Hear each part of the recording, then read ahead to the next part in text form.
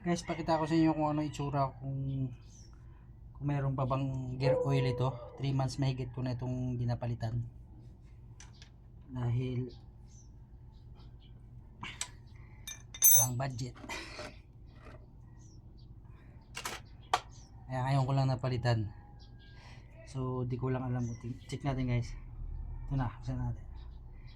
Ano itsura? Kita ba? Lapitan natin.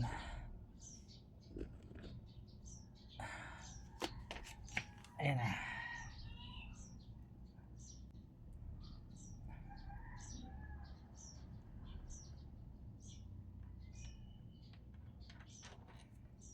Oops. Oh, grabe itsura niya. Ano? Okay pa rin. Medyo mapula-pula siya ng konti. Pero goods.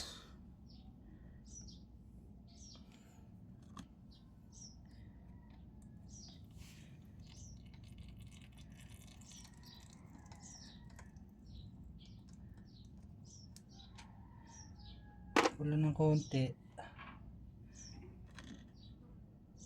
Tapos hindi rin siya naman nagbabawas. Konti lang ang bawas.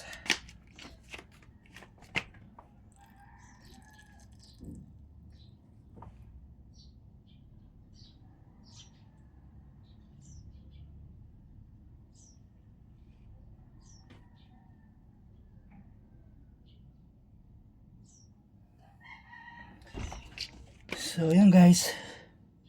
Sa gear oil walang masyadong problema. Huwag lang masyadong lusong lagi sa baha. Yan. 3 months mahigit, mga 3 months and a half siguro bago ko ito ang huli kong palit. Pero yung langis kailangan talaga palitan nyo yun at least 2 beses sa isang buwan. Kasi sa akin 2 months ko pinalitan.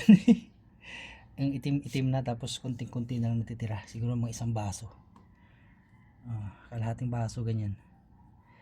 Okay, so palit tayo. Siyempre yung brand nya.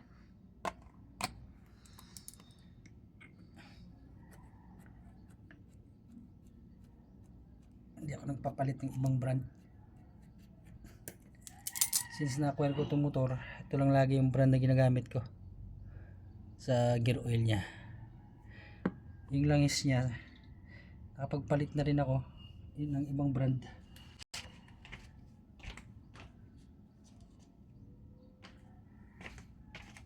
Nakagamit na ako ng Shell Advance. Yan.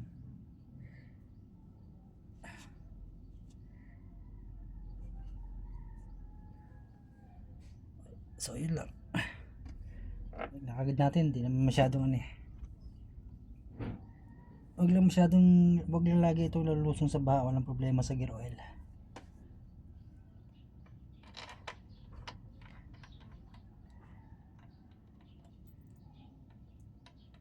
Okay.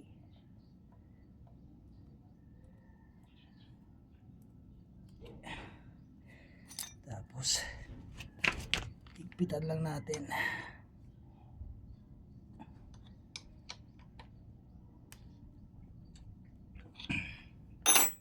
Yan. Tapos paslide natin konti.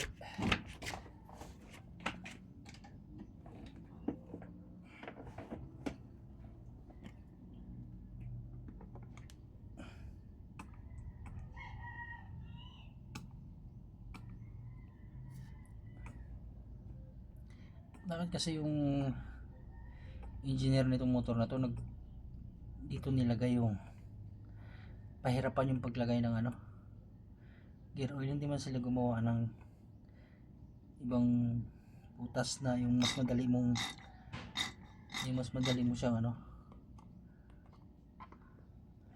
refillan, diba? Kailangan mo maghirap. Ganyan, kailangan mo i-slide yung motor para may pasok mo lahat ito. Ayan guys, 120 ml. standard niya. Okay. Tapos goods na. Pasok natin to. Up.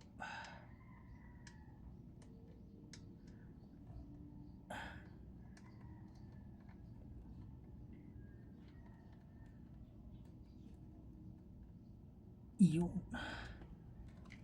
Okay. Then lock. Lock and load.